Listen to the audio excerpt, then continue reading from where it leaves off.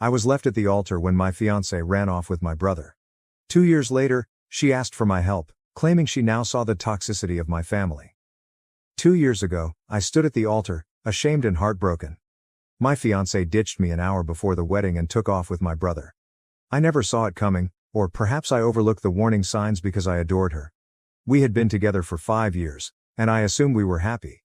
However, looking back, it is evident that I was unaware of many things. My family never treated me as a priority. My parents always favored my brother. He was the golden child, attractive, wealthy, and the type of guy everyone gravitated toward. I was the quieter one, always being compared to him, making me feel like I didn't measure up. Growing up, I was always asked why I couldn't be more like my brother. Or your brother did it, why can't you? I expected things to change as we got older, but they didn't. If anything, things grew worse. My fiancée had everything I wanted in a partner: intelligent, attractive, and determined. However, she had a selfish side. It wasn't clear at first. It manifested itself in little ways, such as insisting on always getting her way or never apologizing when she wounded my feelings. I dismissed it because I loved her and believed we were creating a life together. I never expected her to betray me the way she did. The wedding was meant to be the best day of my life. Everything was ready: the venue, the food, and the guests. I awoke nervous yet delighted, knowing that I would soon begin a new chapter with the lady I loved. Then, 1 hour before the ceremony, she called me. Her voice was calm, almost frigid, when she told me she couldn't do it. She stopped loving me. Then she revealed the true bombshell. She had been dating someone else. That person was my brother. She didn't even appear guilty about it. She stated she didn't want to hurt me, but she felt compelled to follow her heart. I didn't even have time to digest what she said before hanging up. My parents, who had already arrived at the event, knew. My brother had told them earlier in the morning. Instead of supporting me, they tried to keep things calm to avoid humiliating themselves. When I addressed them, they defended her. They said things like, "Maybe it's for the best, and you don't want to marry someone who doesn't love you." My mother even had the arrogance to advise that I be happy for them. My father was no better. He simply stood there and ordered me to keep it together. It wasn't until later that I discovered my parents' involvement in all of this. My brother had always been interested in her, and they seemed to think she was too good for me. They decided she would be a better fit for him. They had been urging her to select him for months, even offering her financial support if she left me for him. I had no clue my family could be that deceptive. I walked out of the venue that day without looking back. I left everything behind, including my family, friends, and hometown. I couldn't stand being near any of them. I went to another state and started again. I got a job, a little apartment, and spent the next 2 years repairing my life. At first, it was difficult. I knew no one, and the loneliness was overwhelming. But as time passed, I discovered serenity. I met new people, began treatment, and concentrated on myself for the first time in my life. I did not inform anyone where I was or how to reach me. I didn't want anything to do with those who had deceived me. Then, 2 years later, my ex-fiancée arrived at my home. I had just returned home from work, and when I opened the door, I could scarcely recognize her. She appeared fatigued and worn out, as if she hadn't slept or eaten properly in days. Her once confident and polished manner was gone. She shook and her eyes were red from sobbing. She told me that living with my brother had become a nightmare. He was manipulative, emotionally abusive, and disloyal. Behind closed doors, the beloved golden child turned out to be a monster. They had married shortly after our wedding catastrophe and had a child together, but their relationship had crumbled. My parents, who had previously been so willing to assist her, turned against her when she failed to achieve their expectations. She stated that she felt caged, alone, and terrified. She intended to divorce my brother but was scared of what he may do. He possessed money, contacts, and a vicious streak. She was afraid he would wreck her finances and take their child away. She approached me because she believed I could assist. She asked me to testify in court about how toxic and manipulative my family was. She believed my testimony would boost her case and help her keep custody of her child. I stood there, listening to her, angry. She had made her decisions. She knew exactly what kind of person my brother was, yet she picked him over me. She allowed my family to manipulate her and went away without looking back. And now, after everything she has put me through, she expects me to come to her rescue. I told her no. I did not yell or quarrel, I just said no. I closed the door. It felt nice. But it did not last. A few days later, the texts began. She managed to spread the news about her arrival. Old friends and even mutual acquaintances began reaching out to me. They labeled me selfish, spiteful, and cowardly for refusing to assist a woman in need. Her former maid of honor, the same girl who was meant to support her at our wedding, sent me a lengthy note about how I was not man enough to step up. She claimed I was confirming my family's point. That I was weak and did not deserve my ex in the first place. I couldn't believe their arrogance. These people had departed from my life following the wedding. None of them had spoken up for me back then, but now they believed they had the right to lecture me. I disregarded the majority of it, but it still stung. They had no idea what I had gone through. They didn't care. They simply wanted me to fix a situation that was not mine to fix. Now I'm wondering if I did the proper thing. I owe my ex-fiancée nothing. She created her bed, and now she must lie in it. But there's a youngster involved. An innocent child who didn't pick this situation. Part of me wonders if my refusal to assist will harm him in the long run. At the same time, aiding her would mean reintroducing my family and her drama into my life. And I am not sure I am willing to do it. Reddit, what would you have done in my position? Did I make the right decision, or am I also selfish? Update 1. I honestly didn't anticipate my post to get so viral. To be honest, when I originally started penning things out, I had no idea if anyone would care. But now I'm reading through hundreds of comments, some helpful, some difficult to read, and it's been a lot to comprehend. Thank you to everyone who has offered advice or simply expressed their thoughts. Whether you agree with me or not, I appreciate your support and diverse viewpoints. Writing all of this out has definitely helped me go through a lot of emotions and gain some clarity. But it's also brought out a lot of feelings I thought I'd buried deep down. After posting, I spent the rest of the evening reading the comments. Some individuals brought up points I hadn't considered, such as the possibility that getting engaged in my ex-fiancé's legal difficulties may exacerbate the situation. Not only for me, but for the child as well. Others were more direct, instructing me to keep as far away as possible. She created her bed. Now she may lie in it. Those statements helped me feel better about my first reaction to her turning up at my home. But then there were the ones who mentioned something different. The child. I know I don't owe anything to my ex-fiancé. But hearing so many people say, the child is innocent in all of this, really got to me. Many of you suggested that I try to do something for the kid without being drawn back into the poisonous mess that is my family. And it is what I have been struggling with ever since. I don't want anything to do with her or my brother again.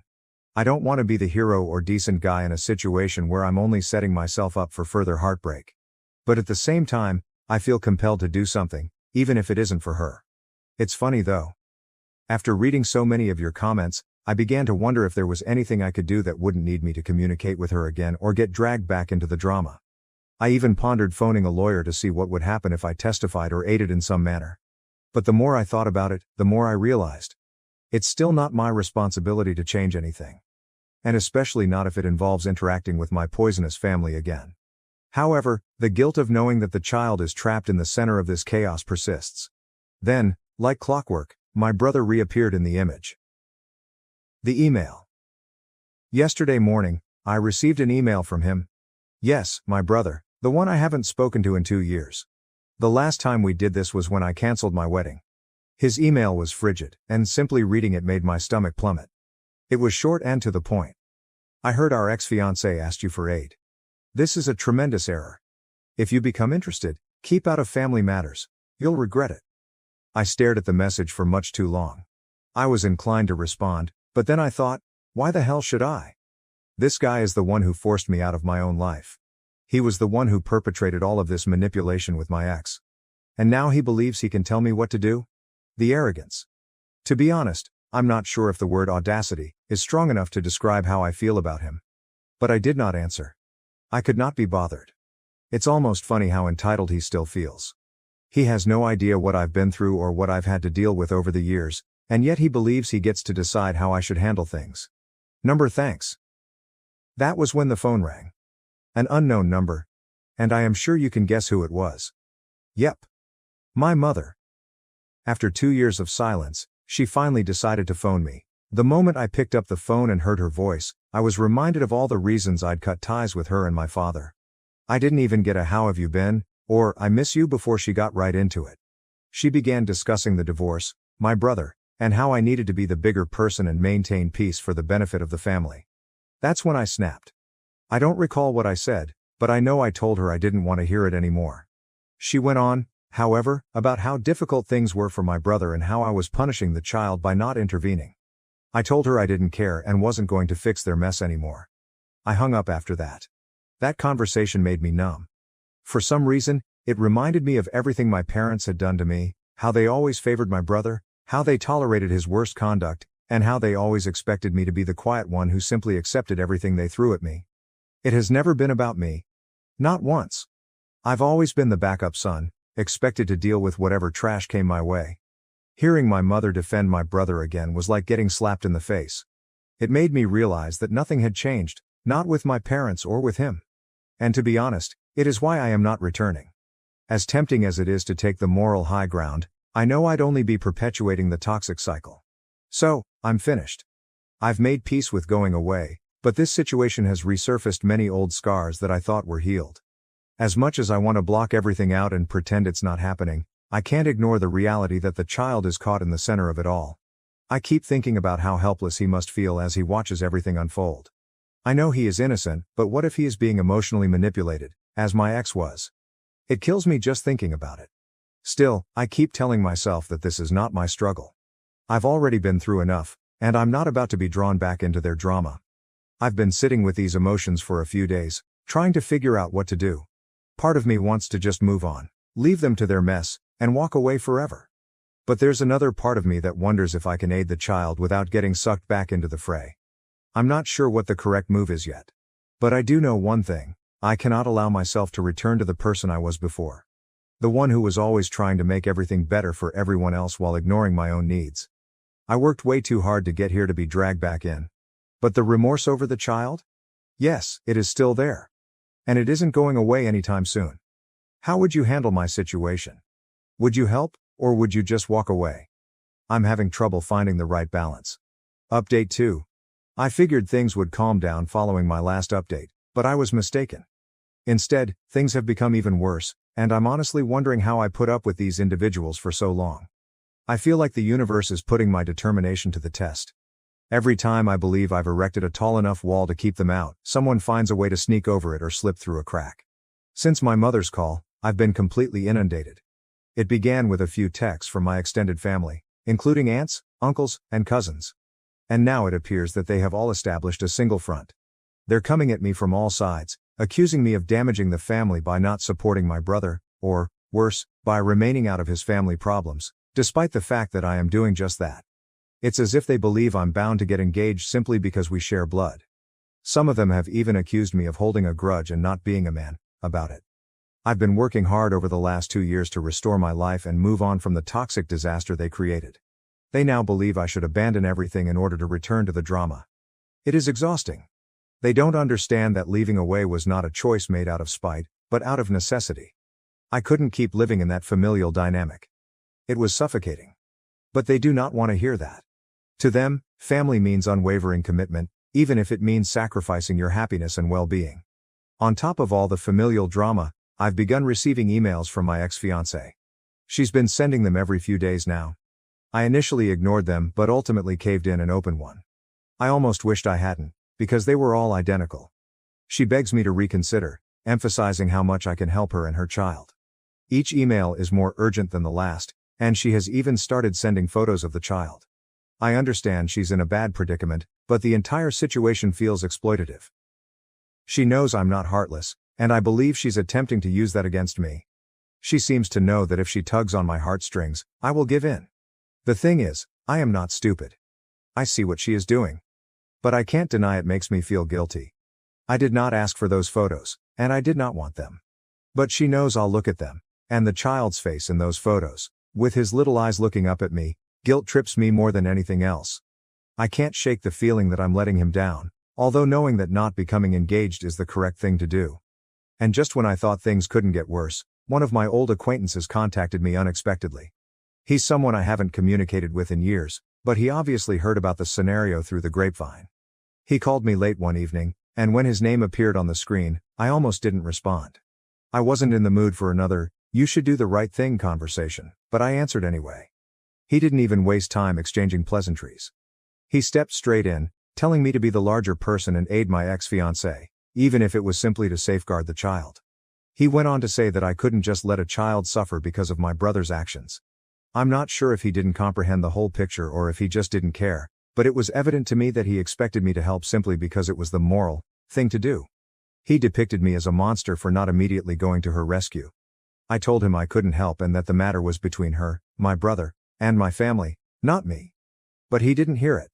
He accused me of being stubborn, carrying grudges, and neglecting this child's needs. He made it sound as if I was abandoning someone who was obviously in need. But here's the thing, she's not the only person in need. I've spent so many years in this toxic environment, dealing with everyone else's problems but never my own. I am done with that. I quickly stopped the call, but it only made me feel more conflicted. I wanted to defend myself and explain why I wasn't going to get involved, but I didn't. I understand it is not my obligation to clean up this mess. I understand she and her family made their decisions, and they now have to live with them. But the guilt is still there. No matter how hard I try, it's been difficult to focus on anything else lately. I find myself questioning everything. I went out with some friends the other day to distract myself from the situation, but I couldn't stop thinking about it. One of them even joked that I was being a good Samaritan by not getting involved, which made me laugh. But it wasn't amusing. It only made me feel even more alienated. My buddies don't truly comprehend what I'm going through. The few friends I have left from my old life are either too afraid to speak up or simply believe I am doing the right thing. However, it does not feel right. Especially when a child is involved. I've also been thinking about how my ex-fiance's situation could worsen if my brother and parents continue to press for full custody. I'm honestly not sure what could happen. My family has always been adept at manipulating the system, and I've witnessed them do so previously. I'm concerned that the youngster will be placed in a circumstance that is as horrible, if not worse, than what he is now suffering with. Despite these sentiments, I can't bring myself to get personally involved. So, I am still stuck. Part of me continues thinking that remaining out of it is the proper decision. But another part of me is questioning if I'm making the wrong decision. Will I live in regret if I don't help? And if I do help, would it only lead me back into their toxic world? This is a no-win situation. What would you do in my shoes? Would you aid the child, even if it meant reconnecting with your poisonous family again? Or would you keep your distance and let them sort things out for themselves? Update 3. After reading more of your comments and reflecting on the situation, I realized I couldn't sit back and do nothing, for the sake of the child. While I owe nothing to my ex-fiancé or my family, I understood that the child did not choose to be born into this situation. He is innocent.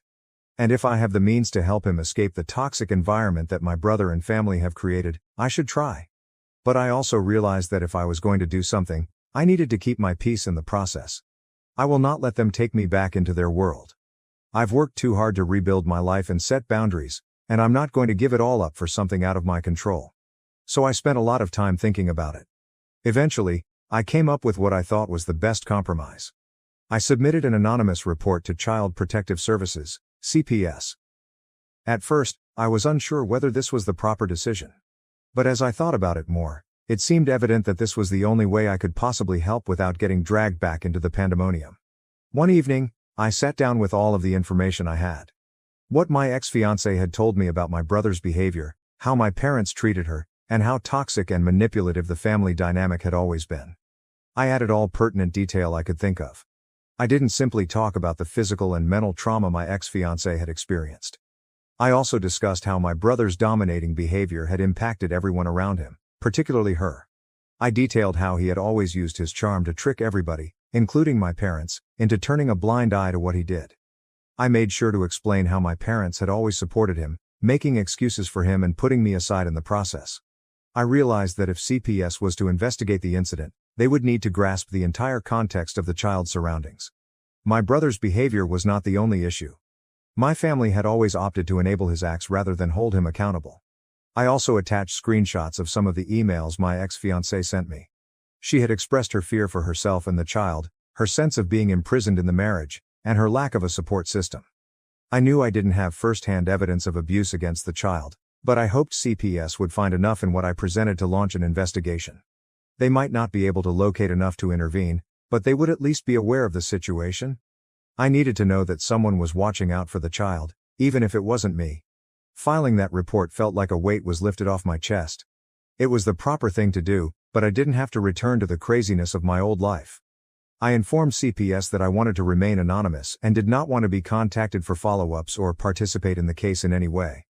I did not want my name mentioned. I just wanted to make sure the kid was secure, and I felt if CPS thought my report had merit, they'd look into it further without my involvement. I did not expect immediate feedback or closure. CPS was unlikely to provide me with updates, and if they did, it would most likely be after they had done an inquiry. I was at ease knowing that I had done everything I could. I didn't have to reopen old wounds from my family's dysfunction, nor did I have to get caught up in their drama. At the end of the day, the report was the most effective thing I could do without jeopardizing my mental health or the life I'd worked so hard to rebuild.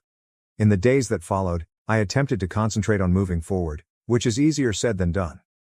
My family is relentless, and every time I think they'll leave me alone, another message or email appears.